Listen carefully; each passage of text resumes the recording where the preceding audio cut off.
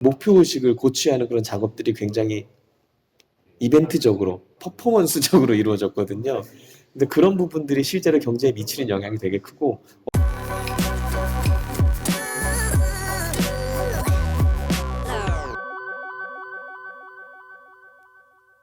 김용민 씨가 볼 때 박정희 대통령은 어떤 인물입니까?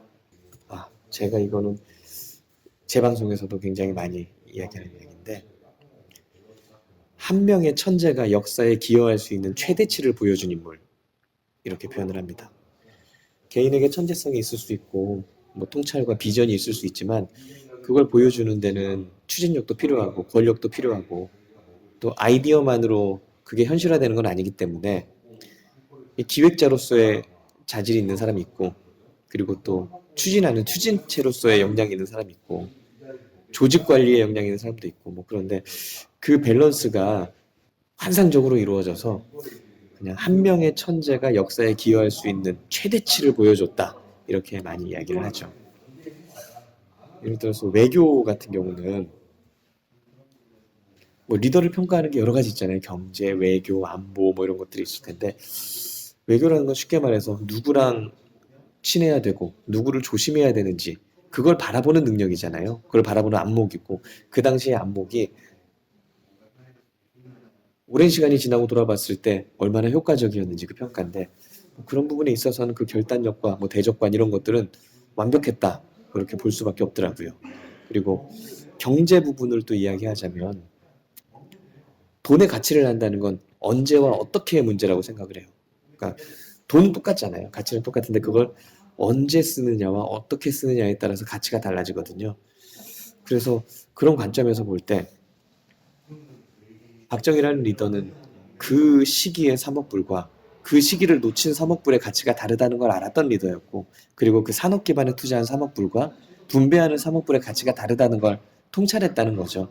그리고 그 리더의 판단은 시간이 지난 다음에 우리가 평가할 수 있는 거지만, 그 판단들을 평가하기에 이미 시간이 지났기 때문에 지금은 이제 우리가 더 이상 부정할 수 없다는 거죠. 그 시기와 지금이 가까웠다면 시간이 지난 뒤에 평가하자고 할 수 있겠지만, 우리는 그 선택들을 부정하기에는 이미 충분히 평가를 하고도 남을 시간이 지나버렸어요. 그리고 우리는 그 결단으로 인한 수혜를 이미 다 누리고 살아버렸고, 웬만한 사람들은 자신의 삶의 반 이상을 누리고 살았어요. 그리고 그 판단의 시기를 놓쳤다면, 그 판단의 결과가 달랐다면 지금 기준으로 생각을 해보면 아찔하죠. 그리고 우리가 지금은, 우리가 한 10년 전만 됐어도 뭐 이렇게 판단하면 좋은 일이 있을 수, 뭐 이렇게 판단하면 나름대로 결과가 있지 않았을까? 그때는 그런 말이라도 할 수 있는데, 지금은 우리가 이미 분배에 미친 포퓰리스트의 시대를 한번 경험을 했기 때문에 이제는 빼도 박도 못하고 그게 옳았다라고 말할 수밖에 없는 시기인 거죠. 2020년대가 그런 이야기를 풀어가기에 그래서 좋은 시기입니다. 가난이 사람을 얼마나 초라하게 만드는지, 또 가난한 나라의 국민들이 얼마나 비참한지는 저희가 이제 역사적 경험을 통해서 알고 있는데, 김용민 본인도 고등학교 때 집이 상당히 불우해져서 학교를 다닐 수 없는 지경이었고 스스로 소년 노동에 종사하면서 생계를 해결해야 했다고요. 그렇죠. 저도 그 당시에는 보편적으로 고등학교를 안 가는 일은 거의 없어서 현실을 받아들이기도 쉽지 않고, 그리고 희망의 사다리라는 게 얼마나 중요한지를 느꼈던 시기거든요.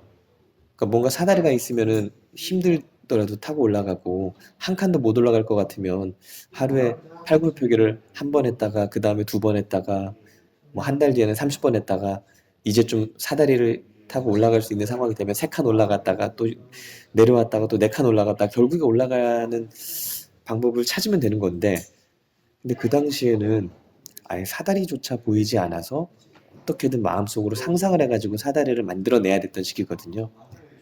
그래서 일단 경쟁이라는 게 있으면 그 자체로 많은 사람들에게 희망이 된다는 걸 그때 느꼈고,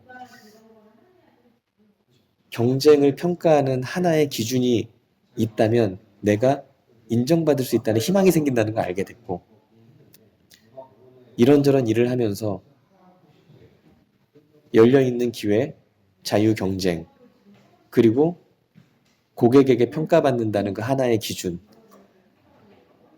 제가 호프집에서 일할 때는 단골 손님을 많이 만드는 하나의 기준으로 손님들이 나를 반기고 알아보고 찾으면 아, 사장님이 이뻐하는구나. 그리고 배달을 할 때는 내가 배달을 하고 돌아오는 속도, 그리고 또 그릇을 회수하는 요령, 동선을 잘 잡아가지고 한 번 움직여가지고 그릇을 최대한 많이 회수하는 요령, 그로 인해서 시간을 절약하고 빨리 들어와가지고 수저에 종이라도 빨리 몇 개라도 더 끼우면 아, 이렇게 해서 인정을 받는구나. 그래서 뭐 내가 대안이 없어지면 내가 그만둘까봐 불안해하는구나.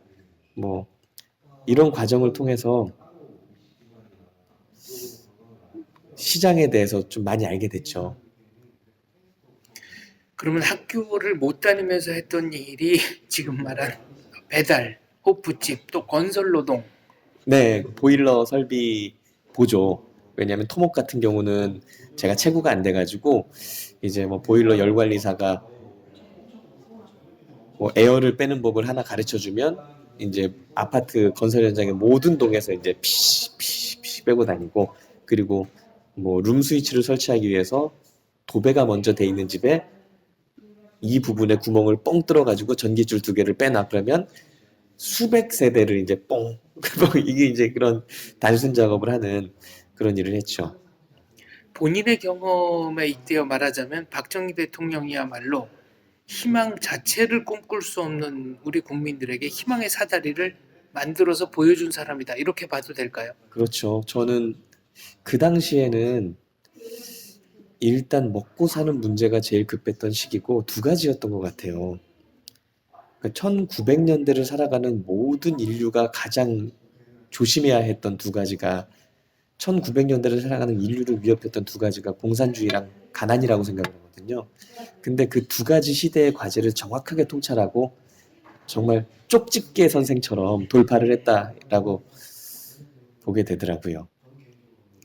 그리고 또 수출이라는 목표를 가지고 그 통찰을 한 것도 중요하지만, 통찰을 하고 그 성과를, 그러니까 그 성과를 치하하고 그리고 우리의 목표 달성을 퍼포먼스하면서 국민들의 그런 목표 의식을 고취하는 그런 작업들이 굉장히 이벤트적으로 퍼포먼스적으로 이루어졌거든요. 근데 그런 부분들이 실제로 경제에 미치는 영향이 되게 크고 어떻게 보면 그런 것들이 되게 문화적이었죠. 왜냐하면 전 국민에게 거의 뭐 상점을 주듯이, 우리 선생님이 상벌 주듯이 그 상벌로 인한 동기부여를 굉장히 스케일 크게 했던 시대가 아니었나.